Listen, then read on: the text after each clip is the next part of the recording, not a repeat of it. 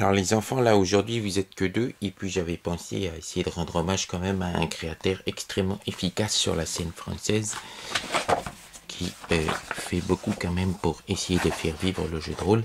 Il s'agit de Willy Brain Salade Fabre, et puis aussi il y en a un autre aussi, c'est un bon collègue à lui, que j'ai rencontré déjà une fois, c'est Laurent Bob Darko de Vernet. Alors, Brain Soda, c'est le jeu de l'horreur grasse. Alors grâce pas non tant parce que ça va être plein de cholestérol. Russe, tu m'entends? Russe, tu m'entends? Oui, tu m'entends, c'est ça. Mais parce que c'est un jeu où on peut se permettre de reproduire des tas de films d'horreur, des films du dimanche qu'on aime bien, ou les films du samedi soir aussi, des fois qu'on aime bien les tourner. Et alors, dans ce jeu de rôle, il y a effectivement, comme d'habitude, des caractéristiques. Basti, n'aie pas peur, Basti. Je t'explique à toi, Russe. Hein, le muscle, la souplesse, ça t'aurais pas trop au muscle, une souplesse pas trop, pas tellement, toi.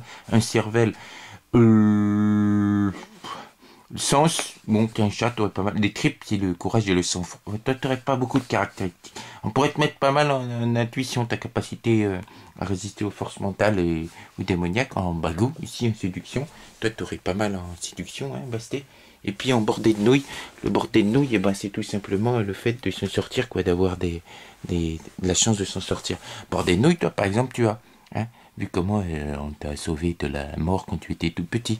Et toi, Bastille aussi, tu as un peu en bordée de nouilles, vu comment tu passes tes journées à rien foutre. Bon, enfin bref, on peut jouer des personnages qui auraient divers niveaux, hein. On peut jouer des enfants, des teenagers, des adultes, des vieillards. Moi, j'avais pensé que toi, tu pouvais éventuellement faire un teenager. Un teenager. Un teenager. Et toi, tu pourrais faire peut-être un vieillard. Une vieillarde pour une fois. Hein, mais une vieillarde de 35 ans. Hein, on essaierait de changer un petit peu les choses. Ce qui est extrêmement rigolo dans Brain Soda, c'est le principe des avantages-défauts, comme dans des tas de jeux qui peuvent exister. Par exemple, vous pouvez être, je veux dire, en avantage, vous pouvez avoir un gadget à la con et gentleman est atteint. C'est un avantage d'un crétinisme profond. Justement, j'avais songé ça pour toi. Ça veut dire que tu es tellement légumisé. En fait, tu es hermétique. T'es hermétique à certaines conneries. Par exemple, baratin, illusion, tu coupes. Bon. Et puis je te mettrais aussi une chance incroyable. Hein. Tu serais atteint d'un crétinisme profond, d'une chance incroyable.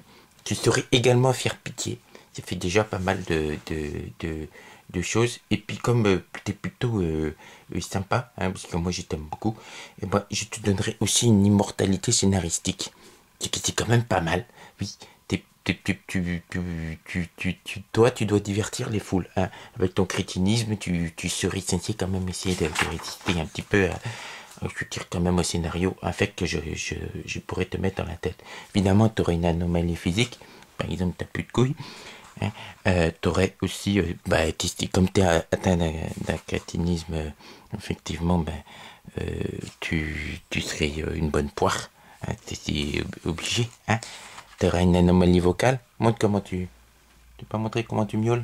Enfin bon, si on t'entendait miauler, on verrait bien que tu as une anomalie vocale. Hein. Et puis je pourrais te mettre une haine irrationnelle vis-à-vis de ceux qui ne comprennent pas la jante féline. Mais tu comprends pas. Alors, tu es irrationnel. J'ai failli penser à hydrocéphale pour toi, mais je sais pas que ça fasse un peu trop. Alors toi, Bastille, c'est plus au défaut, hein.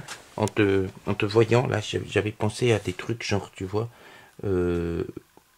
déviant psychique, parce que je te donnerais des pouvoirs psy, puis tu serais aussi grossière, ouais, si je verrais pas. Bon, tu jurerais qu'en grec et en latin, enfin bon, quand même, hein, tu pourrais pas t'empêcher de faire des choses comme ça qui seraient pas tout à fait catholiques. Dans le sens de tout ce que tu aurais aussi pas mal d'idées à la con. T'aimes bien des idées à la con, hein? Genre effectivement faire une grosse teuf dans le manoir maudit ou aller pique-niquer, je sais pas, à minuit dans le cimetière, parce que c'est toi qui aimerais bien emporter ton frère, ce serait ton frère. T'aurais plein d'idées à la con. T'aurais aussi comme toi comme défaut, parce que je t'ai donné tu serais une marmotte, hein, t'adorerais dormir, Et par contre, toi, tu serais incrédule. Hein, tu croirais pas que... tu croirais pas que les choses que tu vois au niveau rythme seraient vraies. Tu aurais des pouvoirs psy, mais si tu te rendrais pas compte, mais si tu serais incrédule, donc tu serais une dure à cuire. Hein.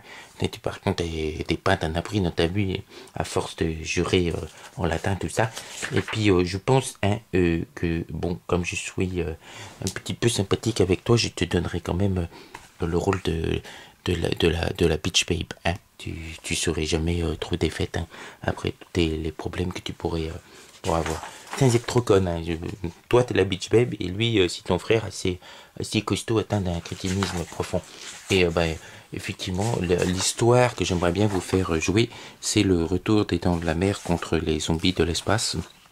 Oui, alors effectivement, il s'agit d'une météorite qui tombe dans la mer, hein, qui tombe dans la mer et qui contient des gardes spéciales d'une prison un petit peu particulière, hein, d'une race, un peuple extraterrestre qui est chargé d'essayer de garder des morts vivants qui s'échappent de leur météorite, qui est en fait pas vraiment une météorite mais un vaisseau spatial. Ce faisant, ils ont des agents mutagènes hein, qui servent comme carburant à la propulsion de leur vaisseau et qui font pousser des requins en mégalodon. Vous avez hérité d'un phare hein, du fait d'un grand-oncle qui avait que ça à foutre de vous donner ce phare. Un phare, évidemment, en plus avec la réputation d'être hanté. Mais ça, c'est ce qui est faux. On se rendra compte qu'il s'agit d'un promoteur immobilier qui fait courir cette réputation et qui a même été jusqu'à remonter des choses dans des articles de presse qui datent des années 50. Il a trafiqué des vieux articles de presse pour qu'on croie que l'endroit est hanté depuis longtemps. Comme il n'y a pas grand monde de toute façon qui vit dans le coin. Et vous partiriez avec votre bande de potes, hein, quand même, il faut dire qui est pendant les vacances de printemps, hein, afin de faire la fête, parce que vous n'aviez pas vraiment les moyens d'aller dans le sud comme font tous les jeunes américains, aller se bourrer la gueule sur les plages de Floride ou bien éventuellement du Mexique. Voilà.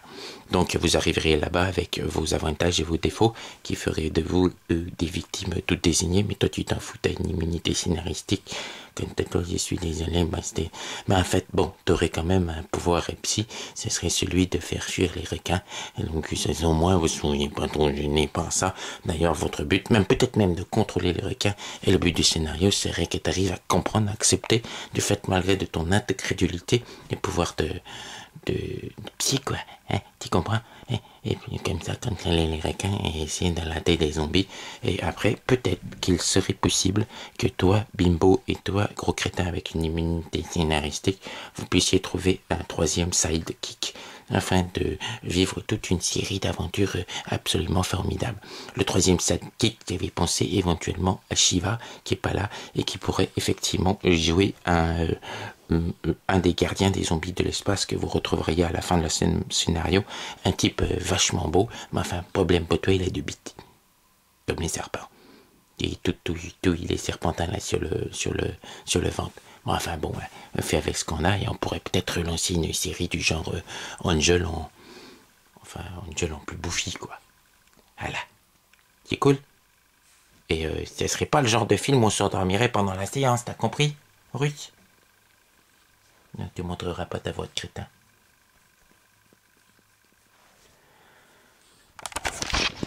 Brain Soda, c'est un jeu où on peut tout faire sans aucun scrupule, sans avoir peur de passer pour du ridicule, puisque effectivement quand même la plupart d'entre nous ils en ont bouffé des films comme ça.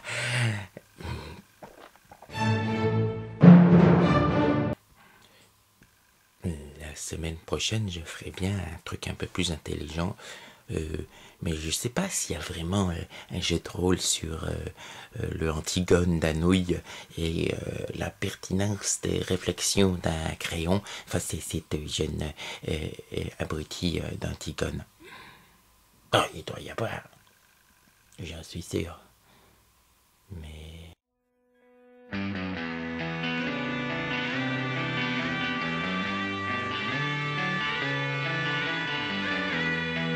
Eh, les gardiens des zombies de l'espace, ça mange pas de croquettes.